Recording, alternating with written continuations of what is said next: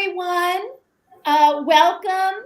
My name is Faith Borkowski, and we're at High Five Literacy and Academic Coaching. And this month, we are dedicating some time to talking about test anxiety. And I don't have to look very far to find people to speak with. I've brought on high school friends. I'm going to be bringing on a relative next week. And tonight is my bestie and her children. So I want to welcome my friend Shana Breiter and her children, Mallory and Sam. I'm so happy to be here with them. And you really get to know somebody when you take lots of walks with them. And my friend Shana and I used to walk every week together for miles. And of course, we talk. And I used to know everything that was going on with Mallory and Sam. And I have a special relationship with Sam in particular. I used to tutor him when he was in elementary school. And I'm going to be starting with Shana first, and then I'll bring in Mallory and Sam. So, hi, Shana. Hi, Faye. How are you? So, Shana, this is about test anxiety, and we might be thinking like, well, what's a mom have to say about it? But a mom has plenty to say about it. And certainly I heard quite a bit about it. So why don't you start talking about some of the things that you felt while they were in school, and then how it still continued even after school? Well, let's start with the fact that I don't know, they're a year apart in school. So let's talk about the 6th, 7th, or 8th grade, or the 7th and 8th grade hiding of their tests. They both came home probably one day or the same day, hiding their grades, which weren't horrible. But we lived in a school district where a lot was expected, a lot more than an average student could do. And, I was probably difficult in those days because some of my anxieties went into them, I feel. I probably had my own test anxieties, but I didn't have a parent that really cared what I did. And I don't mean that in a horrible way. It's just that I just glided by. So for them, I was on top of them. And I think I caused a little of their anxiety when they were younger. And I saw how hard they worked. So when they were terrified of me, I was watching and realizing that they're working really hard for their grades. And who am I to tell them? And they were mature in a different way. Maybe they didn't get the grades, but they worked very hard, very, very hard. And I saw it for myself, and I tried helping them. I especially helped Sam because he had more difficulties. Mallory probably hit it better than Sam. And they, so I have mom guilt aside from other things, but I know I worked with Sam. I probably should have worked more with my daughter, but at the same, they were very much similar students, and I did not always know that. So I'm going to stop you. So I'm going to stop you right there because you said quite a bit, and I want to bring some things to everyone's attention. So mom guilt, that's really a factor, right? Like you wish you could turn the clock back and do things differently, but we all have that. We all have those feelings. If I had known, then I could have done things differently. But when you're in it, you're trying to really handle one thing at a time. And Sam's difficulties were more apparent. And clearly, I knew that And like I said, I tutored Sam. So I'm going to start with Sam first, and then I'm going to move on to Mallory. So, Sam, in elementary school, you had some difficulties with your schoolwork. And, you and I worked together. Why don't you tell us a little bit about some of the feelings that you had going through school and then moving up into middle school, high school, and then eventually college? Yeah, definitely happy to discuss that.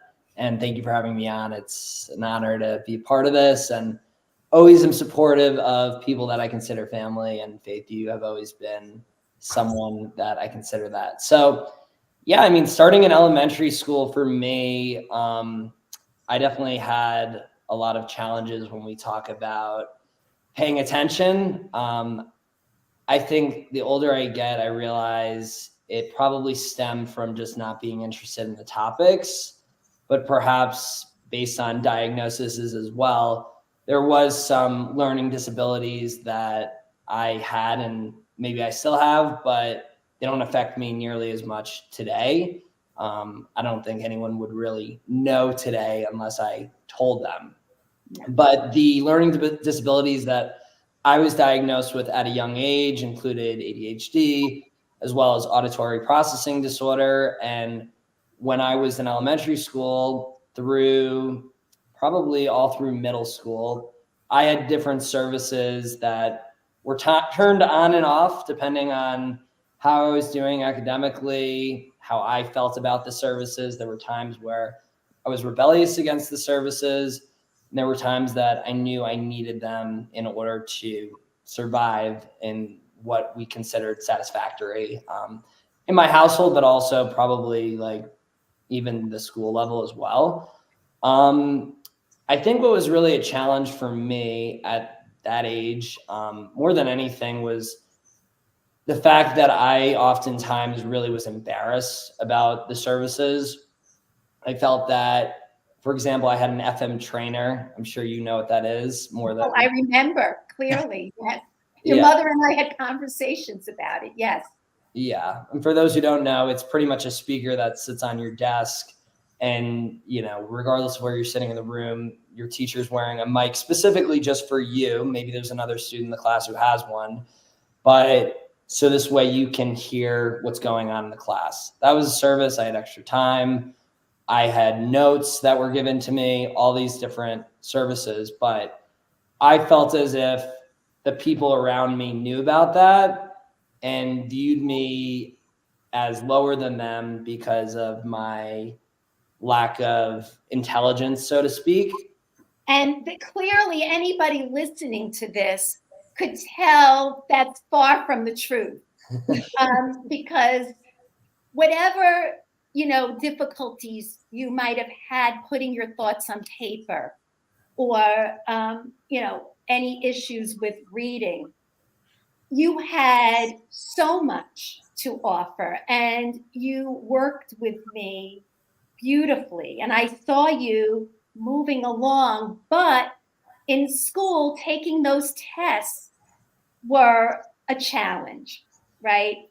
And so we're going to talk about some of those challenges. I want to move to your sister because I don't want her to be the neglected child, because you certainly are not neglected. That's for sure. But I understand why your mother thought that probably everything was okay. You were always outgoing. You always presented like everything was just great.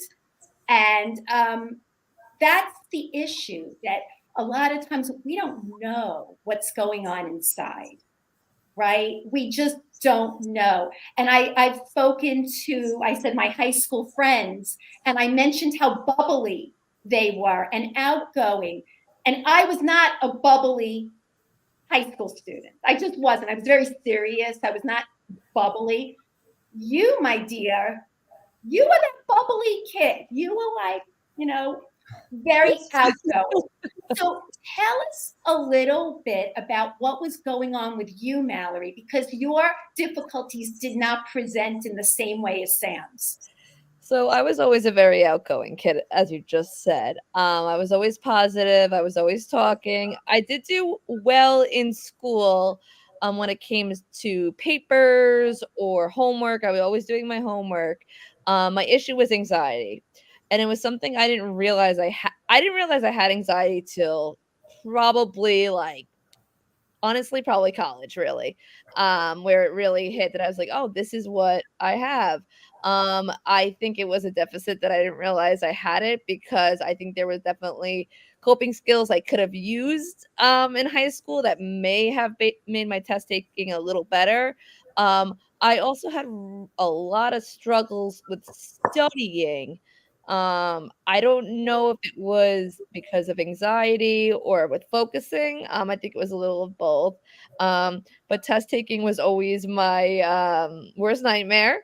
Even if I was able to hide the fact that maybe I didn't understand or comprehend the material, I thought I can go into these tests and completely ace them, no matter how much I studied, even though my focus, just as Sam said he had ADHD, my focus during the classes and the learnings were always a little off, where I wasn't taking that material and memorizing it and then using it. I was not really learning anything in class, and then kind of learning it all on my own when I got home. And then, that would go into the anxiety of taking the test So after. do you think that while you were sitting in the class, that you said you weren't really taking it in until you got home? Yeah, I definitely yeah, so go ahead. Because I that's interesting. definitely thought that I was learning it in class, but then when I would go home, I wouldn't remember a single thing I really learned, to be honest. Um, I don't know if it was I was definitely paying attention in class. I just couldn't comprehend and take the information in. And then I think I would go home, become anxious about it, and try to find ways to study that would be good for me, but I didn't have those tools and the coping skills to realize what I really needed to do to be successful on those tests.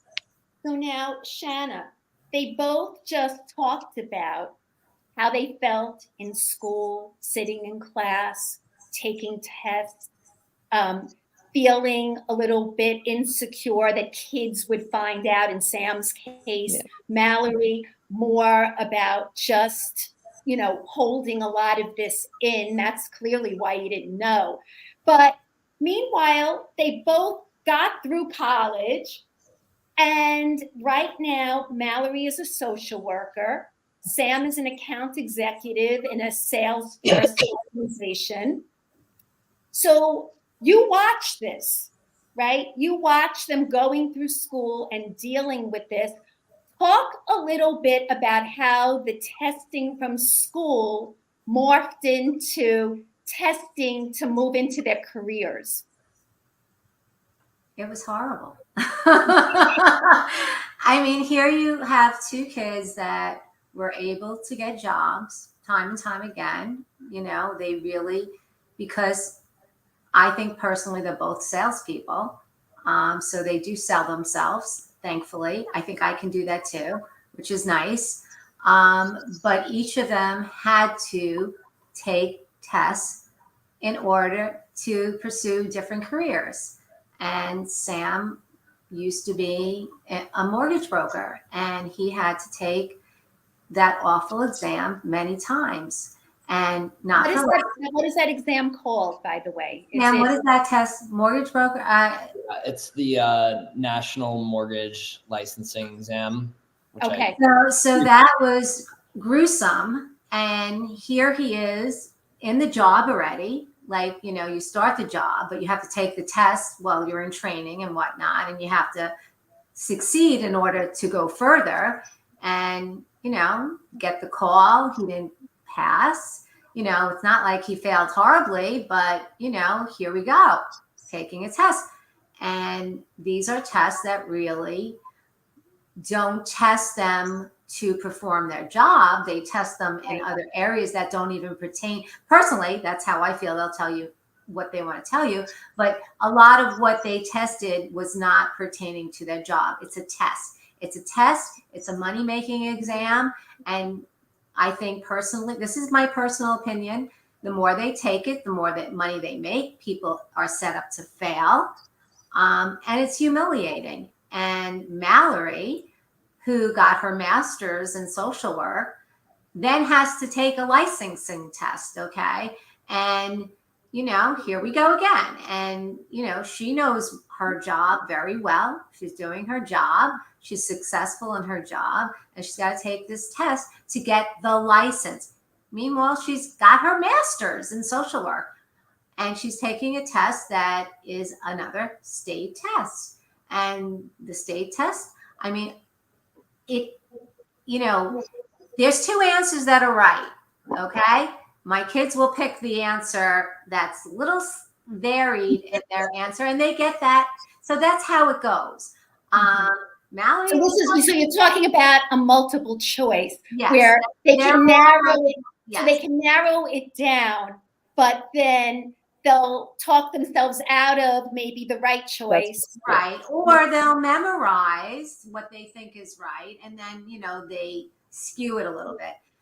Mallory will tell you how many times she took this test, the cost of the test.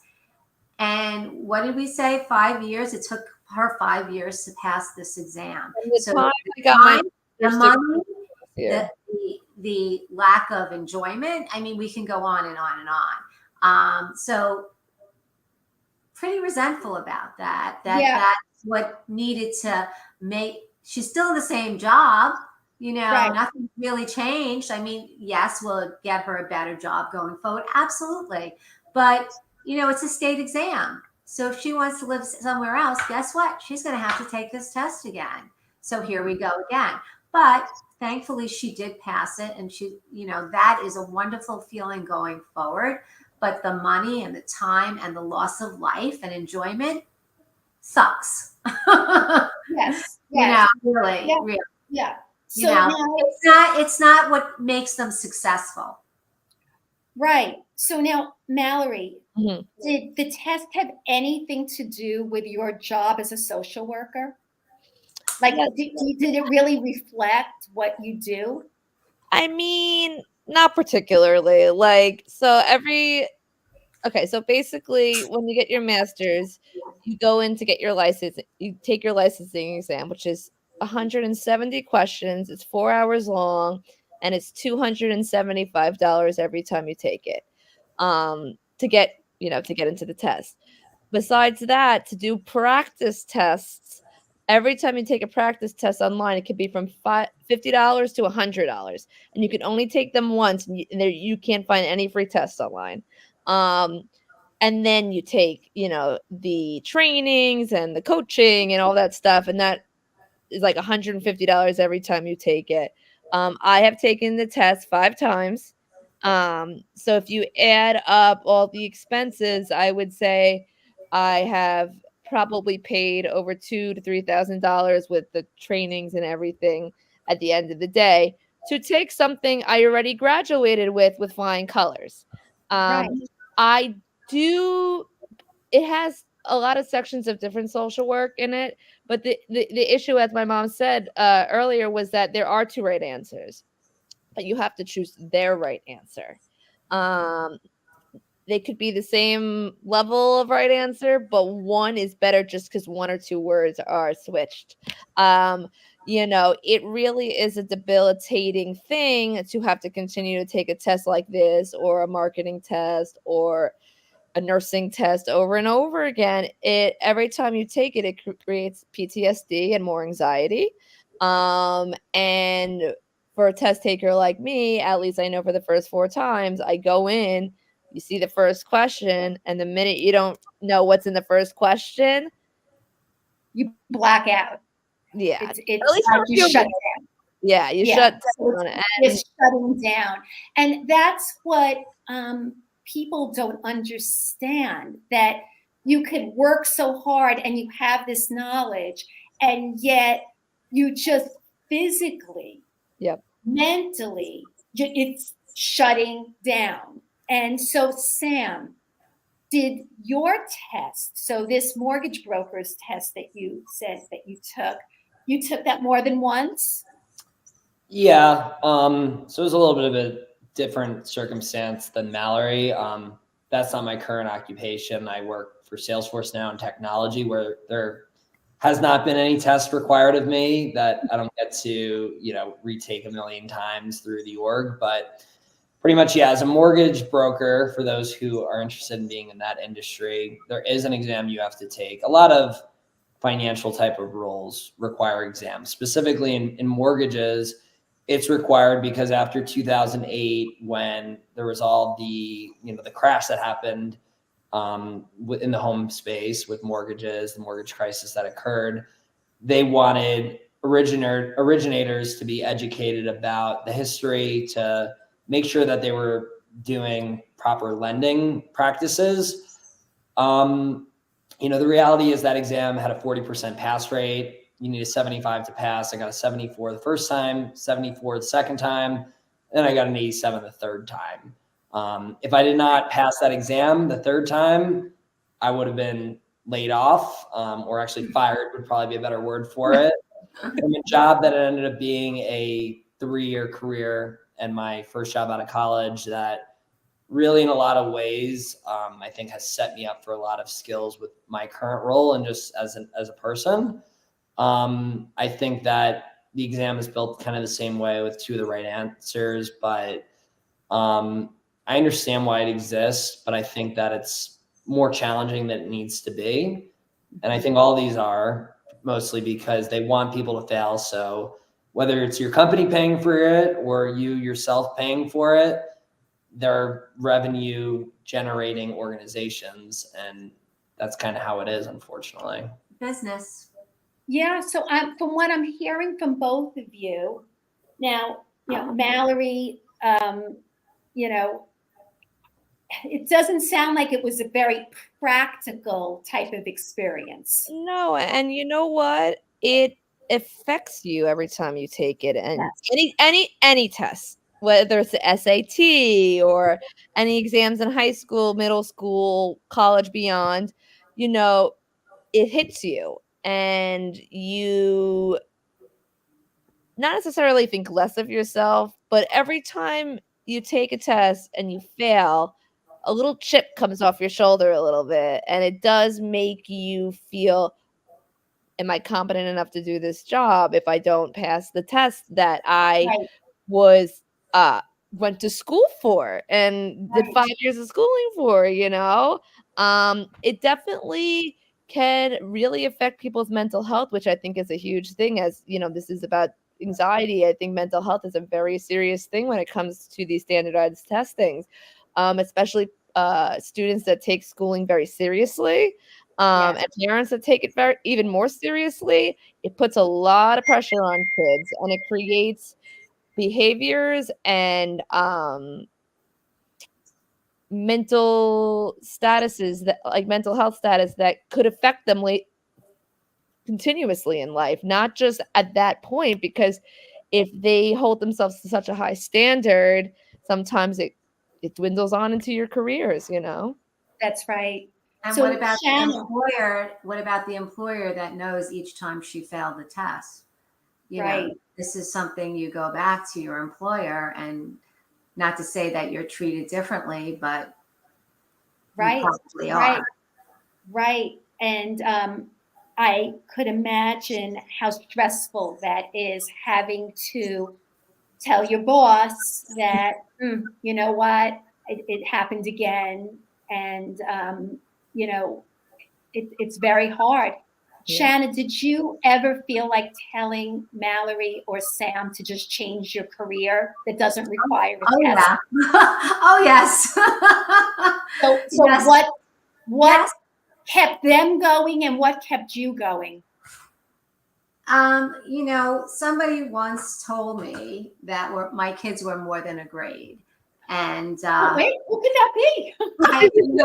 and really it kind of kicked my butt a little bit when I was told that, because it was a revelation, which sounds so simple, but really I remember you telling me that like it was yesterday. And I can't tell you how old Sam was, probably in 3rd grade when you told me that. But I walk that walk, and I know how hard these two have worked in their life to do everything they do. They take everything seriously. When I used to scream at them about their grades, were they studying 24/7? No, but I know that they were working hard. A lot of times for me, they wanted to please me. And I know that that is the type of kids I have, and that was hurtful for me because I wanted them to do it for themselves, but when they're young, it's hard to explain that. One thing I did want to say earlier when Sam was talking about the FM trainer, I do remember in some things in school with him where when he had the FM trainer, the girl that was sitting next to him would want to move the speaker closer to her.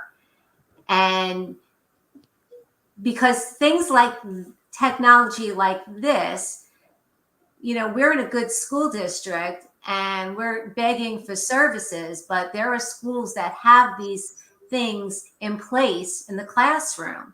So like, I know California has schools with FM speakers in their classroom. Sam was just distracted by things going on in the room. Mallory's distracted by Mallory studies in the bathtub. Okay.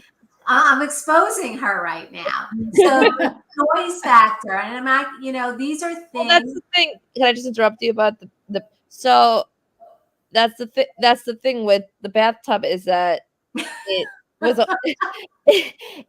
was the sound of the water actually helped me study. So the more noise that I had, even though it was more of a drowning out noise, that is what helped me study. When I was in a room full of kids trying to read or do it, I couldn't study.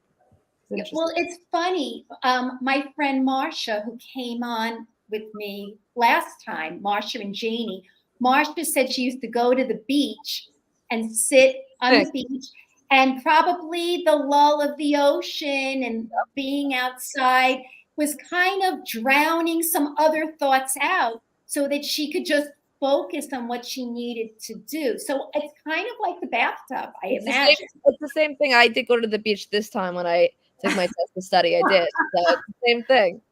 So parents, the beach seems to be the place, Well, and if you don't have a beach, the bathtub. It's still being used. Water bill is high. But also, like, there was things like with Sam, like, I was always trying to, like, think, what can I take away from him? Like, this kid's got to study more even. And, he started running he started running in high school, middle school. And, he wasn't in those days athletic, whatnot. But I remember things starting to help him and to focus. So the thing that started helping him, I wanted to take away when he was in high school. Let's stop you right there just for a second. So having an outlet, right? A lot of times parents will say, well, if you don't do well, we're going to take these extracurricular things away. But what you're saying is the very thing that you were threatening to take away was actually the thing that helped to focus him. I think for both of them. I know for Sam, running became the thing, and I was going back and forth because it was time. And I was like, when I was really ready to take it away, he was like, you can't, he convinced me not to. And he was right, because I was taking away something that was actually helping him focus. But I thought he should spend more time focusing on something he couldn't focus on. Right. Right. So that's such a good point, Shana. So you know what? More is not necessarily better, but being consistent is important. And I want to kind of break that up between the two, right?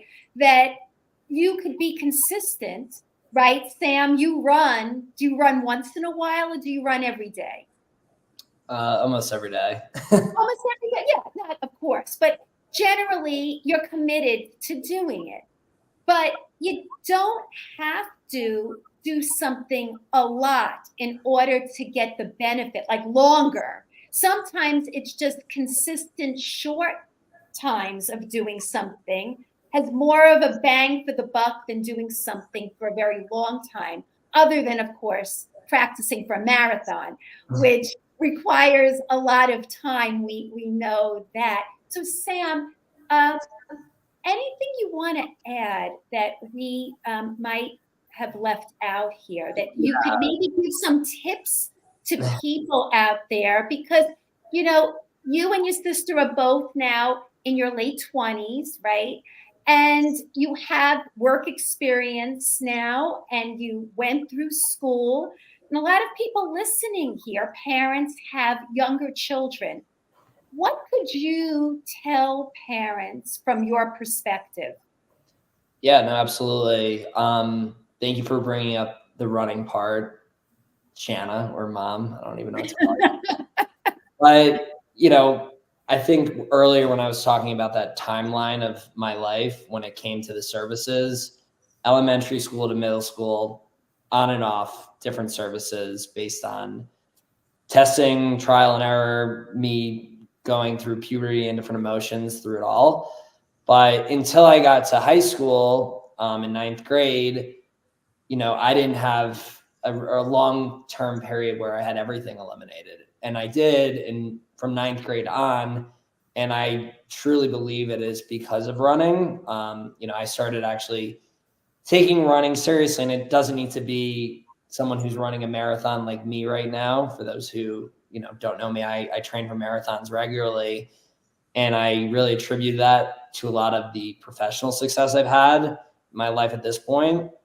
But in high school, having running gave me that mental release. So any of the anxiety that clogged up my brain towards the exams that I was preparing for, or after I was taking the exams, as far as anticipating what grade I would be getting, running was a great way to really tell me that life is not all about taking a test. And there are so many other great things out there that you can find a passion for. And maybe for you, it's running. I know Mallory had that with horseback riding. Maybe it's something else, but I think something physical is important that is going to allow you to get those dopamine spikes and really just like release the stress or anxiety that you may have. And it's really allowed me to have a lot of mental clarity. And so through high school, through college, I didn't have the services. Well, guess what? I was running through high school and college. When I had that first job out of college at Quicken Loans, I was working 65 hours a week and just had a busy life in general. Running took it downhill. And so I struggled with that exam. And I think a big reason was because I didn't have the time to dedicate to running like I had used to. Now I'm running regularly. I hate to like sound cocky, but even though I was probably below average as far as my grades in school, I think out of my graduating class with like what I anticipate, I probably earn top 10% of the graduating class. So you can have, and I love what I do for a living. I also own, you know, I'm a co-founder in a company on the side, and I create social media for running and coach runners. Like I do a lot of things. And I truly think that if I were to spend my whole life thinking that exams were everything, I wouldn't be able to reach the success that I have gotten to. And I'm really proud of that. And so you should be. And I'm so proud of you. You're like my little Tatala. You are. I love you. I do. You're my boy. I love you. So, Mallory, any tips that you want to give to parents out there, kids, anything that has worked for you other than the bathtub and riding horses, anything that you can tell us about? Well, the first thing is definitely allow your kid to find their outlet, as Sam was saying, you know, whether it's running, mine is horseback riding, it still is after 18 years of riding. Whether it's painting or drawing or a club that they like or whatever they want to do. Let them have that outlet during school, even if you see some grades drop, because they'll come back up, as long as they're doing something healthy and expressing themselves. There should be that should not ever be taken away from your child if you don't have to do that. You know, when it comes to careers, which obviously a lot of your listeners have some time for, when it comes to allowing your kid to choose their careers, maybe talk about those things like, listen, if you're going to go down this career path, there is a test that you're going to have to take. Just warn them. Don't condemn that. Don't be like, okay, let's not choose that career path. But it is a healthy thing to kind of just be like, listen, I know you want to be a social worker or a psychologist or a nurse, or most careers you need to take tests for now. But just prepare to let them know, in the future you're gonna have to take a big test, and it's okay to fail them. It really is okay to fail them.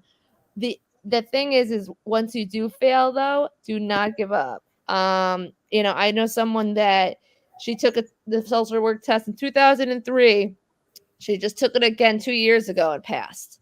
So whether you're just out of college and you take a test, when you're in high school and take a test, still choose the path that you want to go down, and don't let anyone deter you from that, for sure, or your child. So yeah, that is really very good advice. I think that it would be such a shame for children to just have a goal and want to go into a career and then just be afraid.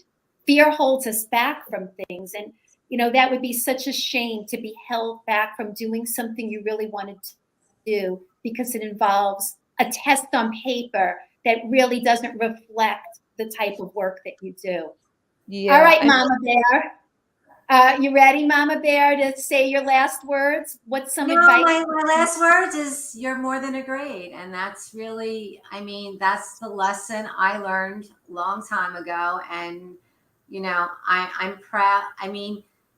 For me to like whip my kids when you can see speaking to them, the type of people they are, like so much of that energy was wasted on what wasn't real.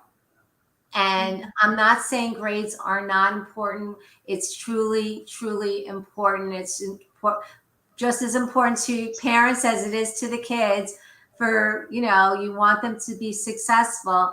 But I guess they didn't give up when I probably told them to at times, like, you can do something else. I think for each of them, I said, you can do something else. And Did you help them? Did you help them with taking these tests? Did you study with either one of them? She tried. I did with Mallory. We had a different way of taking the test. For me, some of what she was taking was more that I could understand more than she could understand, even though she's in the career. And because she's not, it was an interesting scenario. And for Sam with the mortgage test, no, I couldn't help him, but I helped him with other things over the years. But, and that was the thing with Sam, like, we worked together through middle school. And then one day in high school, he's like, I got to start doing this on my own. And that was a really hard day for me to like let that go, because it was like I didn't want him to fail. But you know what? He had to fail. Both of them had to fail in order to be who they are today. And I'm very proud of that. So things did not come easy for my children at all. But, hard work pays off. And I know that they believe that. So I'm very proud. That was a really important last point, Shana, that you have to support them whenever you can. But then, oh, look, you catch us. But that eventually you have to let go, and they have to figure this out and to manage their time and to be able to put the work in. No one else could put the work in for them. But those are the lessons that we teach along the way. And I'm glad you brought up about more than a grade, right? So anyone listening, your children are more than a grade. And I told that to my dear friend, and I'm telling it to all of you. So we're going to wrap this up. I want to thank the Breiter family. I love them all We love dearly. you. You too. And Thank you.